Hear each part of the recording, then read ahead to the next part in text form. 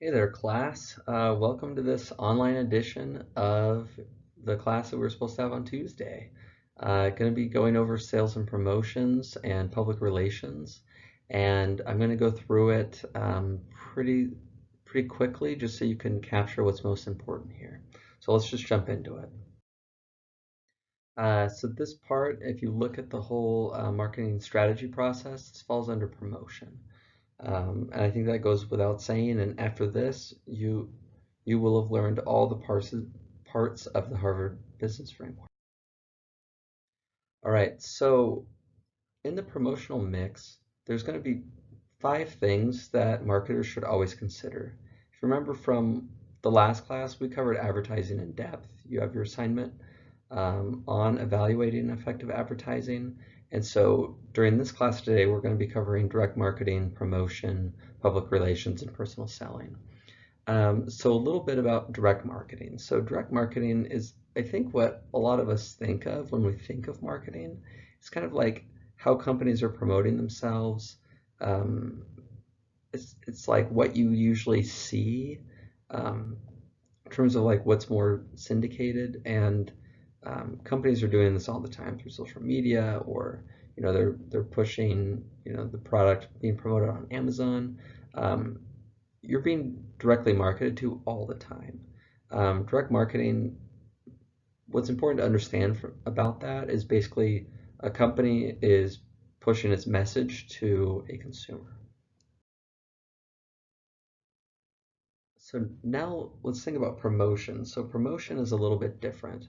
Um, promotion is sometimes price based, and it's probably the easiest way to think about it. Basically, as a company, you're trying to offer different incentives to people to buy. Usually, the thought goes if you can get somebody to try something, then they'll love it and then they'll use it again and again. And so companies kind of offer these short-term incentives, especially when they first launch or during critical periods or when there's competition to get people to use them. So, think about Costco, right? You can't go into a Costco without getting some sort of free sample. They do that because it works, right? People who try it are going to buy it. Um, you see all these like rebates and discounts and bundling, and even really premium brands like Apple um, do promos because it's just how you move the needle sometimes. It's how you move inventory. So I want to explore for a minute this difference of push versus pull.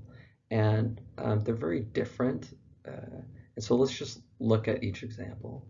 So in a push strategy, basically you have your producer that's trying to influence an end user.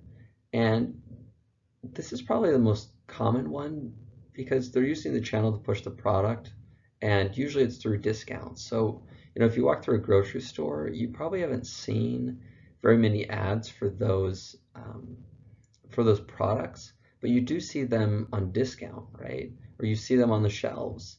I mean, like even where they are on the shelf, that is a type of a push where they're using the channel to push the product to the end user. So that's push strategy. Then on the flip side, you have this pull strategy. So it's basically the opposite, where you're hoping that the end user is trying to go to the channel to find your product, right? So you're basically trying to like leverage the power of that consumer to go to a channel. So let's look at an example here. I think one of the more obvious examples is in medicine. So let's look at this. So if I'm Lipitor, right? If I'm some medication, I can basically do one of two things. The first one is I can try to influence doctors to prescribe my medication. That's a push strategy. Somebody's already there. They're basically going to use what you prescribe, um, and that's how you're pushing your product out. On the other side is there's a pull strategy. So, they'll run a 60-second ad, and you guys have all seen these that have all the disclaimers at the end. But basically, you are trying to influence people to go see their doctor and ask for Lipitor. So that's a pull strategy. You're actually trying to increase your funnel of people by letting them know that they should be seen by a doctor and that they should ask for Lipitor. All right, so in thinking about push strategies, um, these are the three major trade promotion tools that exist. So there's trade allowances, trade incentives, and trade shows. Um, Trade promotions are about 70 to 80% of all sales promotions. Uh, and so the goal of having a trade promotion is that you want them to carry more items, more inventory, you want them to buy in advance, you want them to advertise your product or get more shelf space. Um, that's the majority of money spent on promotions. Um, Manufacturers will also sometimes offer these incentives. So, if I'm Traeger, maybe Home Depot is just going to like discount my grill because they need to sell grills. Or I might tell Home Depot to run a promotion and pay for that promotion so that we can sell more grills. Um, and so that's kind of like the difference there. Um, and basically, if you think through the four P's, there's some different levers that can be done, right? So, for example, price, you could offer volume discounts or financing. Product, you could, just have a good product, offer a good return policy, things like that. For place, this is a huge one. Basically, like manufacturers could be buying like the spot there on the shelf, funding ads, things like that. And then the last P, promotion, like what we're talking about, um, you know, that kind of encapsulates most of these things, but you could do sales bonuses or you could do other things to be selling your product. So specifically, these three, trade allowances, trade incentives, and trade shows. So trade allowances, those are basically different forms of discounts. Like me as the company, I'm giving some discount on my product to the channel so that they can better sell it. Trade incentives um, are basically all offer a discount if the company will market my product or do something for me. Like I'm offering them an incentive to push my product. And then trade shows, this is where most of like business to business marketing is done. If you're a consumer packaged goods, you're probably not going to a lot of trade shows. But if I'm like a software company, I'm going to do a lot of my business in trade shows. So I'm going to buy a booth and try to push my product so people who are in my category, business leaders, can see it. So these are the three types of major trade promotion tools. I forgot about this, but this is important too. Where this sits sits way up high in your P&L sheet, and so usually discount that to get to net sales. Like this is a cost of doing business that all companies incur. So thinking through the flip side, so we just looked at push. Now we're going to think about pull. So these are like common ads that you might see, right? So, and I think most of these go without saying, like you can scan this list and like, yeah, mailers or coupons or, point of purchase, you get a discount, or price packs, you get a bundle, right? There's all sorts of things companies do to try to pull people to buy their product. So I want to just show a quick example here, and so this one comes from consumer packaged goods. So, if you're Kid Cuisine and you want to be promoting your product, you'll probably always be looking for partnerships or things you could do to kind of make your product more interesting and to reduce the costs that it costs you to promote your product, right? And so, example of this back in the day is they wanted to do a partnership with Shrek. So what they did, let's just look on this next slide. So basically, if you're Kid Cuisine here, they reinvented their product a little bit to do more of a Shrek type fun thing. So you see the Shrek shaped little nuggets. They did a bunch of promotion for that. So, they were promoting it in home through like regular advertising and promotions. In store, they had all sorts of things to push it there, to kind of make it stand out, to have people consider buying it.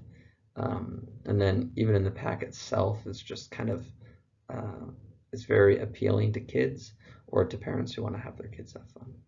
Also, what was cool about this is it really did turn your tongue green, and that was just kind of fun. So this is kind of what they did, where they took the little Kid Cuisine penguin and kind of like Shrekified them. So let's look at an ad that they ran so you guys can see how this was done. Introducing Kid Cuisine Shrekified meals. With crispy Shrekified nuggets, here's gooey Shrek-shaped mac and cheese, and buggy swamp pudding.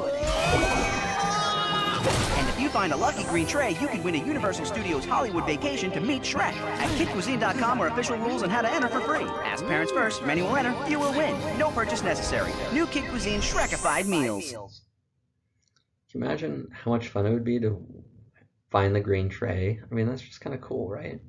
So you can see here how they kind of did this co-promotion and how it was good for both parties, right? Shrek gets to promote its new movie, and Kid Cuisine gets this cool and interesting partnership where they're able to promote it and to really win long term. All right, so event marketing is, I kind of alluded to this before.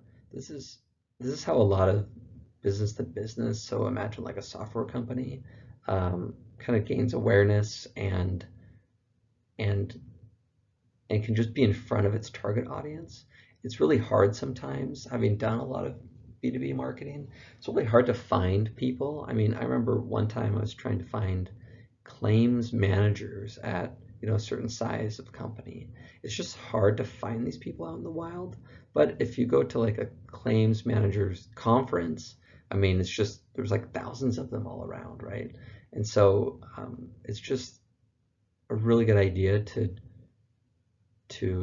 go to trade shows. And I guess what I'm talking about are trade shows, and that's B2B.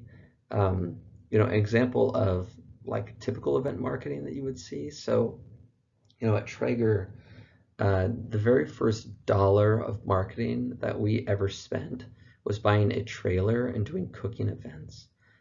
So we would go around to different, retailers, maybe like an Ace Hardware, set up our trailer and be cooking on, a Traeger wood-fired grill. People would come up and eat it. They'd love it. They'd go buy a grill, go tell their friends about it. And that was really the only way we could like kick off, right? I mean, it's just a hard sell if nobody's tried it.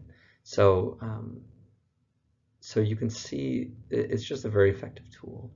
What I want to talk about Omniture, they were acquired for a lot of money, and one of the ways when they were kicking off, so they were basically an analytics company, and when they were kicking off, they didn't have very much money, and so they're at a big trade show, and they decided to have a rock paper scissors competition, but instead of saying rock paper scissors, you had to say Omniture. And so basically they had a competition and the winner got a Hummer. And so oh, and I should say, having gone to a lot of these trade shows and almost winning cars before, you never actually like win the car. You win like a year lease on the car. So that's something I learned that is a little disappointing, but I mean, it'll still be fun, of course. So yeah, so basically Omniture had this rock, paper, scissors competition with like, 1,000 people that were there. And, you hear everybody yelling, Omniture, Omniture. And it was a good way for them to gain brand recognition and to kind of stand out from their competitors. And you know, it didn't cost them very much money. I mean, it cost them the lease of a Hummer for a year. Um, and so you can get really clever around event marketing to build brand awareness and consideration for your customers. So in communication, I'm going to call this two laws, right? And so there's kind of this yin and yang of how advertising and public relations kind of exist. So advertising maintains brands and publicity builds brands. And so, you know, advertising is one way to kind of, you know, like position your company out there, but publicity is pretty strong too because it usually comes from a third party. So I worked for a big ad agency called Earner Partners, and our slogan was to build the brand and protect the brand because Earner Partners did advertising and public relations, right? So we build the brand through publicity, and then we protect it through advertising. So this just runs through this whole marketing world, and understanding where each can play. You know, advertising doesn't build brands very well because you're inherently pushing a message, but if it comes from a third party, it builds it. So let's look at some examples here. So, you know, in public relations, there's this thing called a press release, right? So a company is going to issue some sort of statement in the hopes that news outlets and things pick it up, right? So, you know, usually it's like this formal written statement. It's full of facts and references, sometimes even pictures. So it's really easy, you know, if Traeger issues a press release, you know, the Wall Street Journal could get all the information they need to write a quick article on Traeger. So it's kind of like the idea behind a press release. Usually companies keep them on their website because they're pretty significant. And public relations can be good and bad. And I want to show an example of like questionable public relations, I guess. So let's watch this next clip, and you can form your opinion on how well it did. And I will say one important note is, you know, with public relations, it's kind of inherently third person, right? Like the company's providing it, and it's just like the company's opinion. Like it's a very one-way communication to their customers. So let's watch this clip. I have to ask you, you've done a lot of ads for Dodge Durango. Yes. Since you started doing the ads, sales of Dodge Durango up 59%. Pretty incredible. Pretty amazing. Yeah. And what's so amazing about it is it's a terrible car.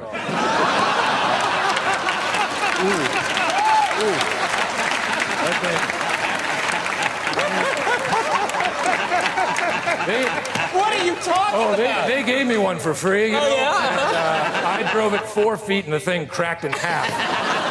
Cracked in half? Just horrible craftsmanship. Now, wait a minute. Wait, Ron. I'm just kidding. They're great. They're great cars. Yeah. But You realize that people bought these cars because of you. yeah, well, I got paid. They're suckers. Hey, I'm just the messenger. Okay. Yeah, I'm not in there tinkering around with lug nuts. Yeah. You know. So, so kind of interesting, right? So, you know, Will Ferrell is on, you know, Conan, and he's kind of in character as Ron Burgundy. And if you don't know who Ron Burgundy is, I don't know if it really matters, but anyways, it's from a movie called Anchorman. And, you know, so they used, you know, Ron Burgundy in all their ads, and then they kind of put him on a tour to promote the Dodge Durango. And what's kind of funny about this is you watch this and you think like, what a nightmare, you know, like he was saying that the Dodge Durango is terrible.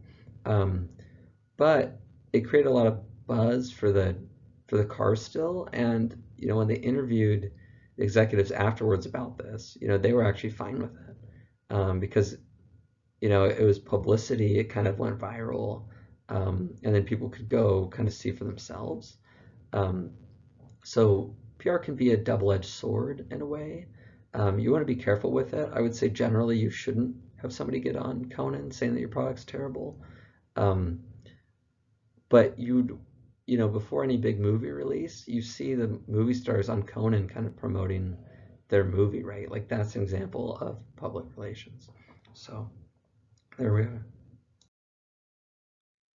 Okay, so the question you want to ask yourself as a marketer is, you know, how can you get people to talk about your brand?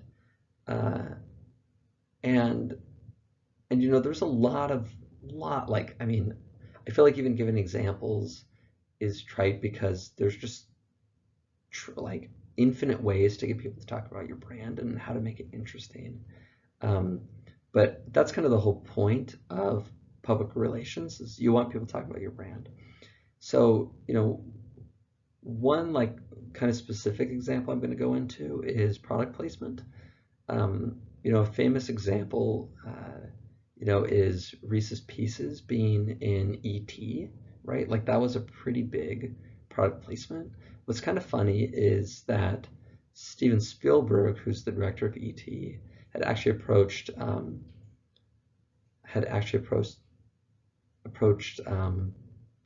M&M's, so Hershey, to have M&M's be in the movie, and they were kind of like, "Can we see the script?" And it's like, "No, not really, but I promise it'll be awesome." It's like a little alien who's going to be kind of cute, and ultimately M&M's is like, "Nah, like we don't want to be associated with some alien movie." So Reese's Pieces, they approached Reese's Pieces and asked them if they'd like to be in it, and they're like, "Yeah, let's do it." And it cost Reese's Pieces, they did some kind of cross promotion with it, so it cost them a little bit of money. But they ended up getting like a 20-time return on their investment. And arguably, I mean, I'm talking about it today. A lot of people have seen E.T. That product placement really put Reese's Pieces on the map, right? Like they had only been around for a couple of years, and Reese's Pieces sales just skyrocketed, and they've stayed very relevant, arguably because of their initial product placement in ET. So there's other kind of famous examples of this. So let's look at this next slide. So in The Bachelor, for ladies and any of the men in the room who watch this on Monday nights, you'll see that it's Neil Lane Jewelry that's kind of putting their product in there. Nike, right, was in Back to the Future. And what's cool is that recently they've actually made these self-lacing shoes. Junior Mints and Seinfeld, if you remember, Kramer drops some Junior Mints while their friend is having surgery, and there's probably 5 minutes of the episode where they just keep talking about Junior Mints. Great product placement. And then this, I just want to show, so in Wayne's World, there's just like very rampant product placement that's pretty over the top, and it's kind of funny. So let's just watch this really quick. Listen, we need to have a talk about Vanderhoff. The fact is, he's the sponsor. And you signed a contract guaranteeing him certain concessions, one of them being a spot on the show. Well, that's where I see things just a little differently. Contract or no, I will not bow to any sponsor. I'm sorry you feel that way, but basically it's the nature of the beast. Maybe I'm wrong on this one, but for me, the beast doesn't include selling out. Garth, you know what I'm talking about, right?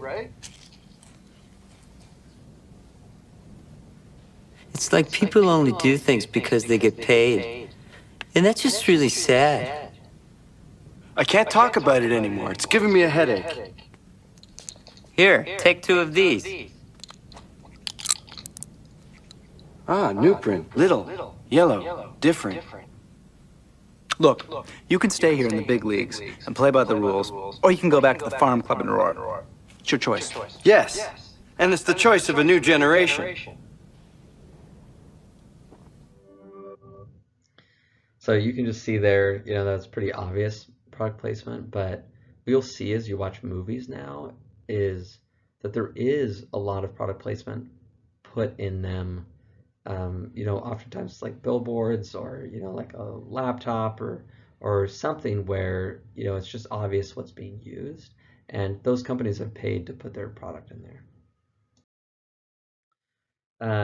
Even the church does this, right? The church famously had the I'm a Mormon campaign, and that's so the I'm a Mormon is kind of inherently it's advertising, right? You're pushing a message, but you use public relations to kind of leverage this. So I want to show kind of a media clip after the church started running this I'm a Mormon ad. We can see how there was some chatter about it. But the Mormon Church is looking to change its image, folks, with a PR campaign called I'm a Mormon. My name is Joy Monahan. I live in Honolulu, Hawaii, and I'm a Mormon. My name is Jeff Decker. I am sculptor for Harley Davidson, and I'm a Mormon. I'm a beekeeper. My name is Marco Petrolini, and I am a Mormon. Motorcyclist surfing beekeepers? Is this a religion or a new show on Spike? So, are Mormons normal? Yahweh or no way? Yahweh. This campaign makes Mormons irresistibly cool. Who wouldn't want to ride unicycles, climb mountains, have great hair, or make out with birds? That is awesome. What am I saying? I'm a Catholic. Fight it. You know what? We in the church need an even cooler ad campaign, like this one. Oh, hi, I'm Jason. I was just skateboarding. Well, playing this guitar. And Falcon. And I'm a Catholic. High five a tiger! In your face, Oh yeah. Oh yeah. By the way, the tiger is also a Catholic.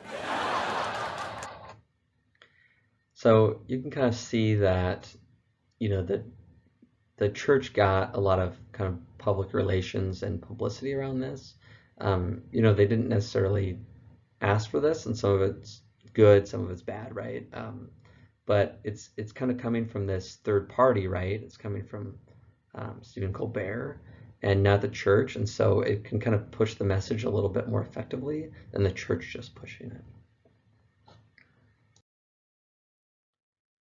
All right, so this last one here, and this is personal selling, and there's this great ad, and sorry, my face kind of like cuts it off here, but basically it says Ralph Harrison, King of Salesmen, and he's going to sell ice to Eskimos, right? So this is more personal selling. There's the whole chapter on personal selling, and what I'll just say about it is it's not quite, I think, what a lot of us think it is, where I think you think of like a used car salesman or something like that, but a lot of, arguably all products kind of need a salesperson, like a champion to push it through. I worked with salespersons pretty, like I would work with multiple every day for 5 years when I worked in advertising.